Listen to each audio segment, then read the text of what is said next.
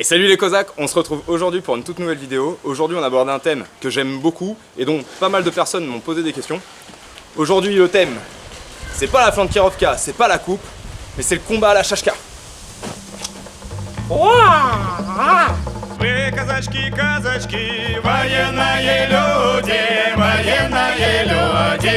Alors bon, l'objectif de cette vidéo, il est très simple.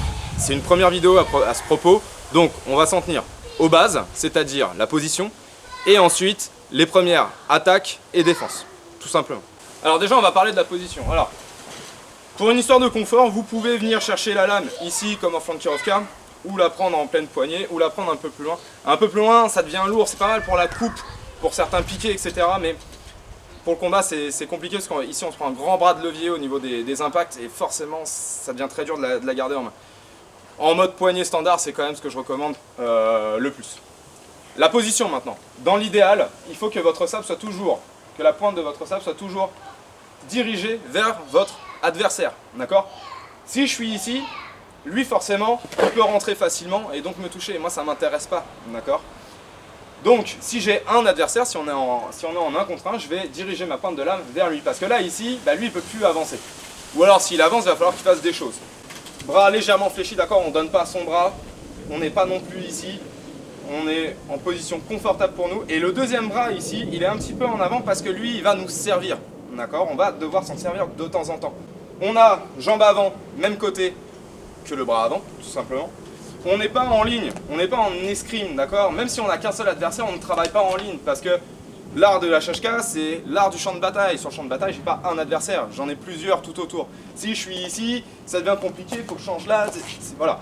Donc je vais plutôt me mettre face à lui pour pouvoir l'attaquer lui, bouger là, bouger ici, bouger un petit peu partout, etc., etc.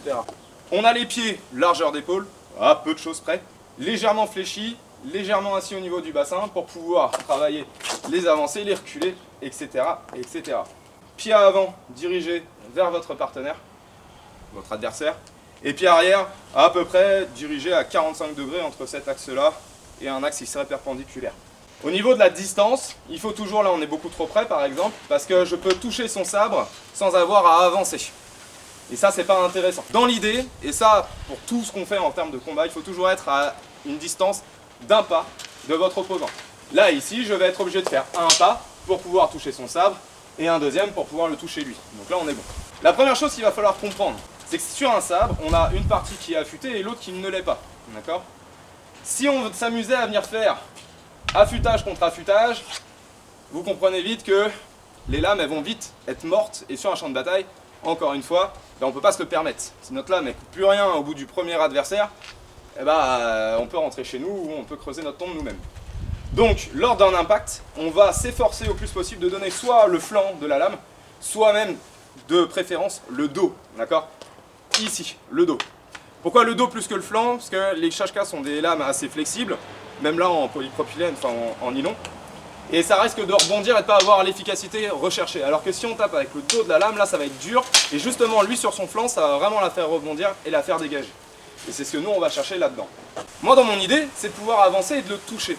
Or lui, bah là il m'empêche. Si j'avance forcément, je me mets en pâle sur lui. Alors même si je peux le toucher, là on a double KO, mais ça n'a aucun intérêt, d'accord?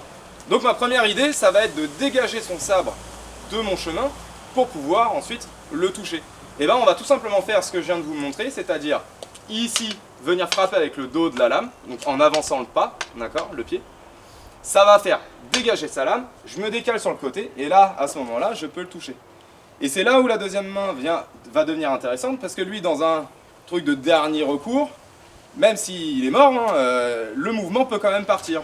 Si je fais rien, bah, je suis mort aussi et ça n'a pas d'intérêt. Alors que si je bloque ici, je peux le finir, le toucher, et en même temps me protéger ici de son attaque. Et passer donc à mon adversaire suivant, puisque, encore une fois, il faut s'imaginer sur le champ de bataille. Lorsque j'avance sur lui, j'avance pas en ligne, sauf pour le premier coup. Et même là, je peux déjà amorcer un léger décalage vers la droite. Parce que dans l'idée, c'est que si je me foire ici, que je puisse au moins esquiver quand même le piqué. Alors peut-être couper, mais pas au moins le piqué.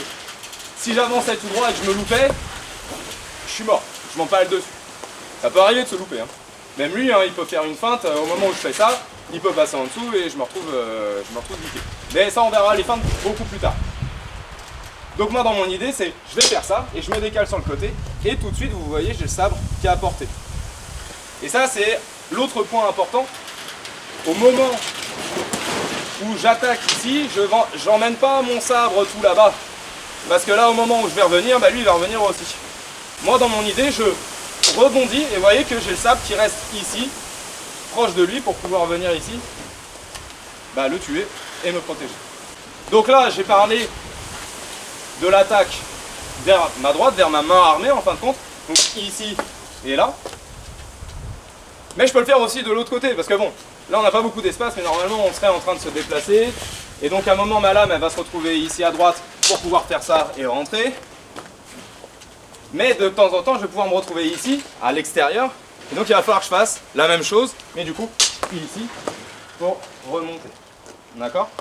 C'est la même chose, c'est exactement le même principe, sauf que bah, du coup, je suis en sens inverse au niveau de mon dégagement et de mes pas. Hein, une petite dernière fois ici, si je me retrouve là, hop, et je rentre là. Alors maintenant, il va falloir que je vous explique un petit peu comment ça se déroule, comment l'impact se fait. Parce que si vous essayez, vous allez vite vous rendre compte que c'est très difficile en fin de compte à mettre en application.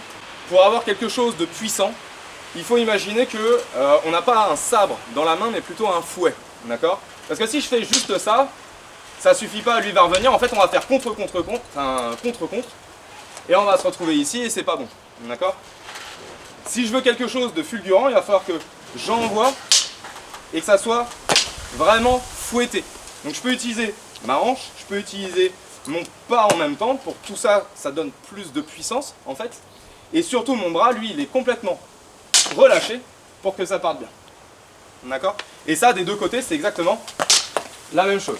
Dernier point, lorsque j'impacte, de préférence, je ne choisis pas ici, parce que là, je perds en puissance, et là, ça risque de glisser, et lui, il va revenir. J'évite de venir ici, parce que bah, là, c'est trop loin, et que je risque de me prendre le coup. Donc, dans l'idéal, c'est de venir faire milieu-milieu. Avec milieu-milieu, ça part bien. D'accord ? Voilà pour ça. Alors comme vous avez pu constater, je vous recommande quand même grandement de mettre des gants.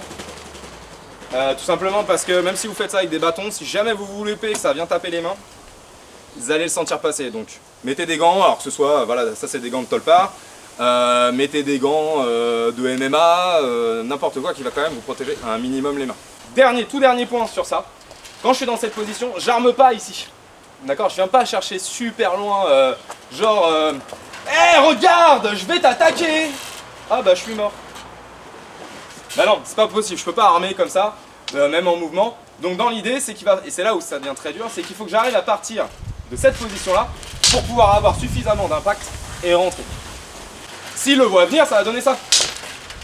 Ah, eh oui. Parce que là, il va contracter pour pouvoir encaisser le choc, mais il peut pas rester contracté tout le temps en plein combat. Il y a un moment, il va finir par lâcher. Donc, c'est un petit peu de longue haleine, hein, d'accord ? On est ici et il va falloir arriver à le surprendre pour pouvoir rentrer, d'accord ? Il faut que ça soit fulgurant. Et pour le surprendre, bah justement, faut pas armer, faut y aller tout de suite pour donner tout ce qu'on a.